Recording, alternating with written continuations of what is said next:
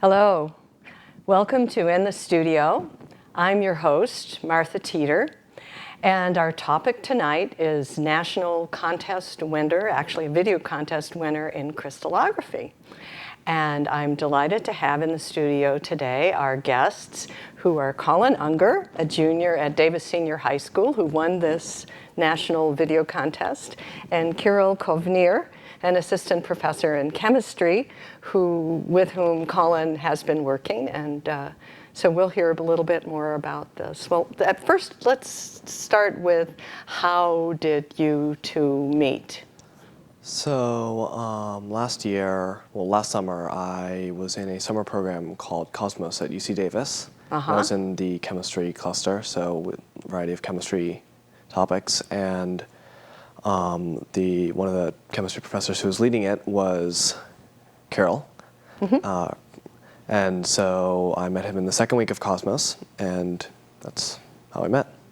Great, good. And then how did you hear about this contest, this national contest? So Professor Kovnir emailed me and alerted me to it, and then from there I talked to the grad student who I work with a lot in the lab. His name is Joshua Greenfield, and we just talked about what to do in this project, and he gave me a little more of an introduction to topics and a variety of things. I see. So in addition to your getting acquainted at the Cosmos program, you're actually working in Dr. Kovnir's lab? Yes. Excellent. Great. Good. So, well, I actually heard, I knew about it before, because if the truth comes out, last year I was president of one of the societies that sponsored this contest. Last year, the American Crystallographic Association sponsored a video contest, actually for Canada and the US. And because this was a very special year, 100 years since the first crystal structure was done. And so you submitted the award, the video, and in the Enterprise last week is an article, Davis High Student Wins National Video Contest, and that was you. It's very exciting. Actually, the woman who did the award ceremony was a former student at UC Davis too, Christine Beavers, who works at the Advanced Light Source. And we actually have a video that shows the award ceremony where you got your certificate. Good afternoon. My name is Christine Beavers, and I'm here from the Advanced Light Source at Lawrence Berkeley National Lab.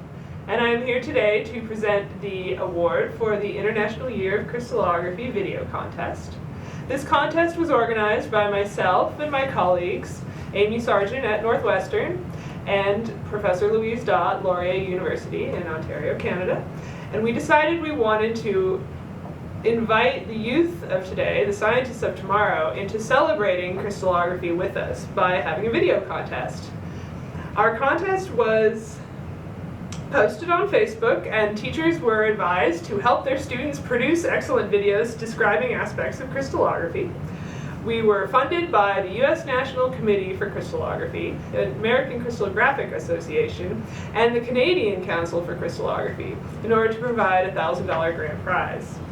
And I'm very happy to present the award to Colin Unger for his excellent video on Max von Laue and the beginnings of X-ray crystallography. And thank you very much. I think you'd like to be congratulated by some of your staff and your educators here.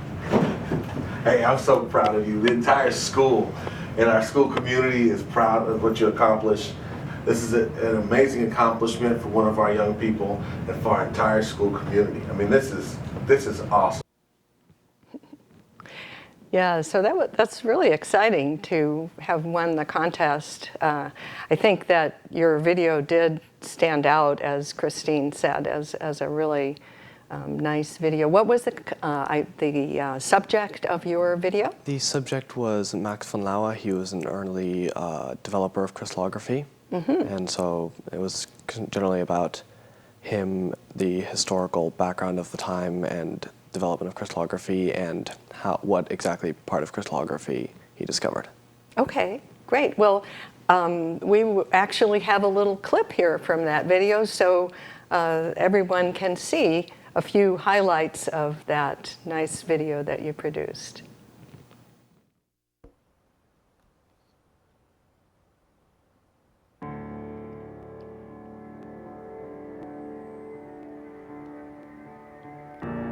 The year is 1879. In the town of Pfaffendorf, Germany, a child by the name of Max Theodor Felix von Laue is born to Julius Laue and Mina Zerriner. Little do they know that their child will grow up to be a key member in the development of X-ray crystallography and eventually win the Nobel Prize for his discovery of X-ray diffraction by crystals. In order to carry out the necessary experiments, Laue recruits two experimental physicists, Friedrich and Knipping. They decide to use copper sulfate because it easily forms large crystals. When a beam of X-rays is sent through the sample, they observe Laue's predicted diffraction. So what is diffraction? Diffraction is the pattern produced when waves, in this case light, pass through a slit or series of slits with a size similar to that of the wavelength. Let's see what this actually looks like. Here there is one slit. As the waves pass through, they spread out and continue their wave-like behavior. However, when we introduce a second slit, things get much more complicated. This is due to a phenomenon known as interference.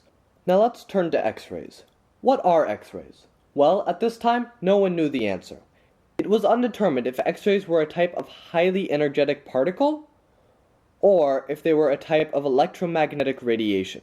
Microwaves, visible light, and UV rays are all types of electromagnetic radiation. Also, it had not yet been proven that crystals were formed by atoms in what is called a lattice structure. This means that the atoms are in an orderly, continuous, repeating pattern. By theorizing and confirming that shooting a beam of X-rays through a crystal would create a diffraction pattern, Laue was able to prove two ideas at once: that X-rays were a type of electromagnetic radiation, and that crystals were lattices with separations of atoms similar in wavelength to the wavelengths of X-rays. Yeah, so that's a really lovely video where you talk about what he did, and also how a lattice like this lattice, a simple model lattice, produces X-rays. It was actually a lattice very much like this. So Max von Laue did the first diffraction from a crystal, but the sodium chloride crystal was the first one to have its coordinates determined. And this is kind of like a sodium chloride crystal lattice, also similar to the one you showed in the video. So crystallography is some of what you've been doing in Dr. Kovnir's lab? Correct, definitely using the techniques of crystallography in the research. Yeah, and is crystallography important in the work that you do? Sure, so crystallography tells us how the atoms are arranged in any solid. So for example, this newspaper and this cord are made from the same atoms, but depending how atoms are attached to each other, how they connected, that defines the properties of these two different materials. So what we are doing in our lab, we manipulate the arrangement of atoms to get some very cool and beneficial properties of the materials for different energy applications. So Colin is working on new materials which are called superconductors. They are very attractive. They can solve many energy problems if we can improve the efficiency and stability. So what would be an application of superconductors? So they have two very attractive properties. So one of them, they can conduct electricity without losses. So you can save... It can conduct electricity without any loss, without any without resistance. any loss. So you can deliver electricity from power station to home without any losses. And they can also levitate in a magnetic field. So levitate? Yes. So if you put a superconductor in a magnetic field, it would levitate because of special magnetic interactions. And now there are some prototypes of trains which are levitating trains. They use superconducting materials and they can go without any friction. Very, very fast and very energy efficient. Was there one like this in France, for example? There are around 10 of them in different countries. In Japan, in China, in Europe. So. There's actually one, I think, that currently holds one of the world records for how fast a passenger train has that uses superconducting technology. For how fast a passenger train has traveled. Is traveled? Yes. I see. Okay. So that would certainly result in little energy use for transportation versus cars, which directly burn energy. They not only directly Fossil burn, they're fuel. also very inefficient because we only use like 25% of energy which we get from Yeah. gasoline. Yeah. Yeah, and I guess steam is even more efficient than gasoline. It's terrible, terrible in terms of efficiency. So, so superconductors, what other kind of new materials are you working on? We're also working on thermoelectric materials. These materials can convert waste heat into useful energy. Like what kind of waste heat? That's the same example of any car which has a combustion engine. Yes. We only use 25% or maybe 30% of energy to drive a car, to move it. And then 70% is wasted. So our idea is to create materials which will take this waste heat and convert it to useful energy to improve the efficiency, fuel efficiency of a car. Okay. And how does the crystal structure allow you to make or to design a better thermoelectric? So here we need, for very good thermoelectric material, we need a combination of properties which are typically not present in nature. We need a combination of properties of metal and amorphous glass in the same material. And that's very often hard to achieve. But by designing, again, this arrangement of atoms, by connecting the atoms in special ways, we can actually generate materials with very, very unconventional properties. They will conduct electricity as well as metals, and they will conduct heat as bad as glass or amorphous material. I see. Very interesting. And I think you actually have a little demonstration of diffraction that might be helpful. 100 years after Max von Laue, it's now very easy to demonstrate diffraction. So this is just an optical diffraction lattice, which has a lot of very tiny scratches on it, with size of like 1,000 of I think, a millimeter. And if I put just a laser light and put this diffraction lattice, you see the diffraction of light on the wall. All these spots are coming because of these special diffraction laws. And this phenomenon we often use to figure out how atoms are arranged in our materials or in any solid material.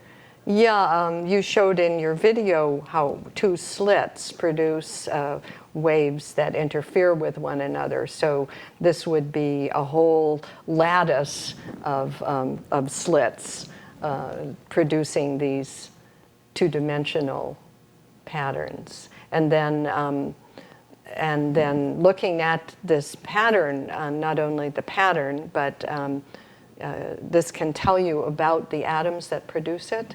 Yes, you need some equipment which will analyze exact intensity and position of these diffraction spots. But if we have an equipment, for example, if again we get this diffraction lattice, if I can measure exact position and intensity, I can actually tell a lot of information about this diffraction lattice. What is the dimensions, what is the period, how many atoms are here. So that's all information is somehow encoded in this diffraction spot and their position and intensity. And of course, for crystal lattices, we will not use an optical light, we will use X-ray source. I see. Okay. So the different radiation. Yeah. Great. So crystallography has a lot of application to things that people problems people are trying to solve with energy. It's got a lot of application today. I think one of the difficulties we have today with science is there's kind of an anti-science trend, and funding is becoming more difficult, but yet there's such a critical role for crystallography in solving some of these problems.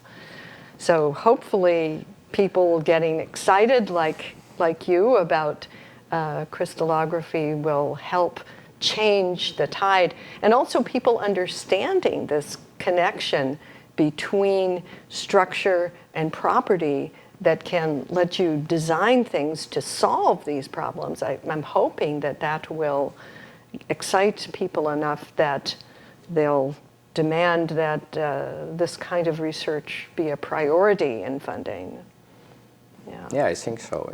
I think it's also very important to have these summer schools or any kind of outreach programs. Yes. Because you can transfer this knowledge, to next generations, and that's a very crucial component of building this excellence in science. Yes. Yeah.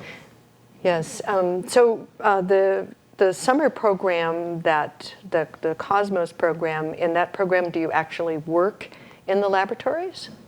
So we have two parts of it. One part is a set of lectures, which is like almost one full week of lectures, and another part is several labs where we design a simple experiments, because typical work in the laboratory, the length of experiment can be like 1 month from beginning to the end. So we somehow simplify them to a simple 1-2 days experiments. But then that's some examples from our real research.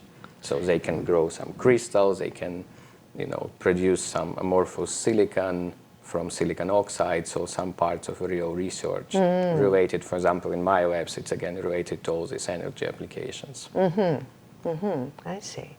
And what did you do then? Did you work in different labs or just in Dr. Kovnir's? So during the summer, during the program, there were, well, I'm not sure how many there normally are, but there were 3 professors that led my cluster. There was one in organic chemistry, one in nanochemistry and technology, and mainly in organic chemistry. So that would be Kovnir. And so you do a variety of all of those different topics, and then later in the program, you more independently delve deeper into one of those topics and learn a lot more about it. So you get a good overview of a lot of the different, very edge of research in science today, and then you go and you learn much more about one. And was that one? That was, yes. Excellent, very good. That's just a great opportunity. I actually, myself, as a sophomore, because you would have been between sophomore and junior year, as a graduating sophomore, did an NSF summer research program, which completely changed my life. So it's an extremely exciting opportunity to have undergraduate research, to have high school research in university laboratories. It was very important for me, and I think it's a great program to support. Well, in terms of the future of other ways that people can find out about crystallography, there is a crystal growing contest that we plan to hold. The American Crystallographic Association plans to hold every fall. We had the first inaugural contest last year, and people got very excited about it. So we're making it an annual event, and both elementary school and high school students can get excited. It's really fascinating. At the International Union for Crystallography meeting last summer, I heard some people, I believe it was from Saudi Arabia or some Arab country, where they're doing crystal growing in college. And the students get very excited and about their crystals, and people who might not give a lot of time get really invested in that, and it's a great way to engage more people. So we're excited about that. So Colin, what are you interested in terms of future work yourself?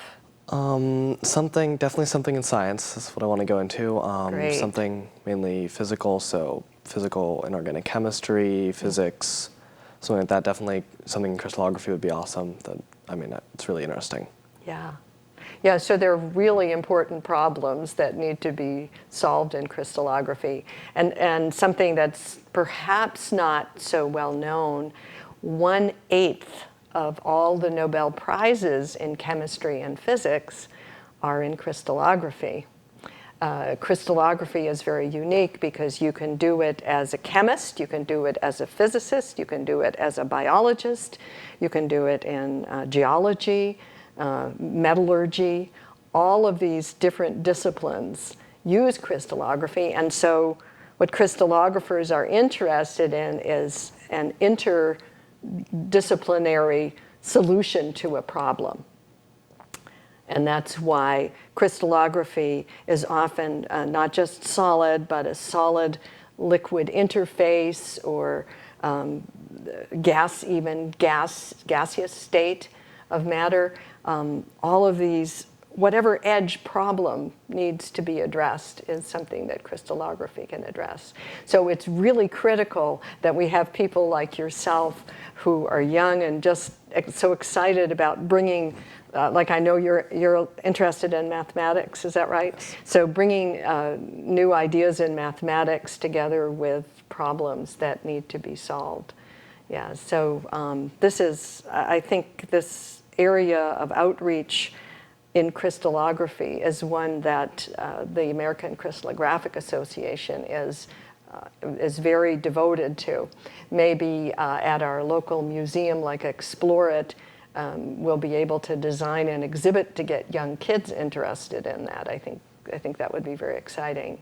And you've done some things with Explore It too, is that right? I also run a chemistry club, so we run some chemistry demonstrations for high school and elementary schools. Excellent. And we also work with Explore It. Every summer we make big events for them and attract some people, Yeah. So that's a very big event. But it's not about crystallography, it's mainly about chemistry. So we show how you can use knowledge of chemistry to generate energy, by some explosions, how you can change colors, how you can, generate some foams and all this chemical knowledge from very simple reagent to some very exciting demonstrations. I see. Okay, so it's kind of the whiz bang of yes. of chemistry. Well, as I remember, Picnic Day comes up every year. It's coming up very soon, but the chemistry show is one of the highlights. I think people line up quite a long time in advance for that. Yeah, it's difficult to include crystallography in something like that, but at least to get more people interested is very good. I was privileged to talk to the National Science Teachers Association about crystallography last December. I did a 2-hour workshop. I used slides like this, a little crystal growing demonstration. Just you can take alum, which you can buy in a drugstore, and grow simple crystals in a few hours at all levels, elementary or so, and how to build models of crystals. And that, of course, we talk about a crystal just like this, a face-centered cubic crystal, and they first get introduced to the concept, and then they make a model of it with 2 different types of Lego tricks, so they understand it from a lot of different dimensions and actually build it up. So hopefully this will demystify it, and in fact I'm hoping that I can get crystallographers around the country to work with high school teachers and elementary school teachers to get them to bring crystallography into the classroom. Because I think it is really exciting for students to see crystals or grow their own crystals. It's definitely really interesting, but I mean, not much. It's not covered so much, so more would be awesome. Yeah. Yes. Yeah, and you can understand it from different levels. The beauty of the crystals, you can understand at elementary age. Actually, in a couple of places last year, they had these fairs, and some of the tiny kids, like, I don't know, 6, 7 years old, would take these little models like this. Actually, you can 3D print a crystal lattice like this. And there was one little boy, he must have been 3 years old, that took one of these models, and he was so excited. He went to bed with it every night. So I think the more we generate excitement for science, the more we're going to solve the problems of tomorrow in a way that benefit everybody in the world. Yes, I agree. We also can use, I've seen in San Francisco, in this science museum, they have very nice crystallographic demonstration when they make a crystal packing of some polyhedra, which are not that easy to build a lattice without voids. And you have to play with it to figure out how to arrange them. That's maybe something very useful for school, and it's attractive because it's a puzzle. You need to solve it, and that's related to crystallography. Yes, Yes. Oh, that's a nice idea. Do you know what museum is that? It's Exploratorium. Oh, the Exploratorium in San Francisco. They have Excellent. some sodalites, cages, and you need to Oh. feed them in very special way, Yeah. connect faces which are not that obvious in the beginning to make I dense see. packing, and it's very nice exercise. Good. That's good because yeah, puzzles are definitely a way to engage. Yeah.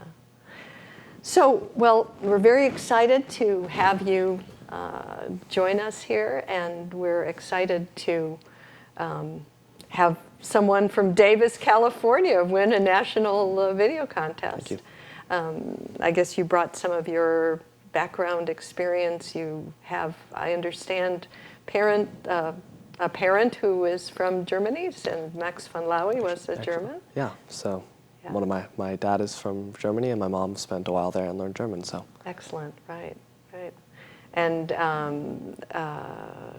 Kirill, you're originally from I'm from Ukraine, Ukraine. but I also Excellent. spent 3 years in Germany, Aha. actually in an institute where Max von Laue was a director. Wow, that's very exciting. Yeah, so you have a direct some connection to that connections. history. Excellent. That's really great. Well, hopefully our audience tonight has a little bit of an appreciation of the practical use of crystallography and the exciting contributions that have been made, not just 100 years ago, but by you today in new materials. And I thank you very much for joining me here in the studio. And I thank you very much for joining us as well on In the Studio. Thank you very much.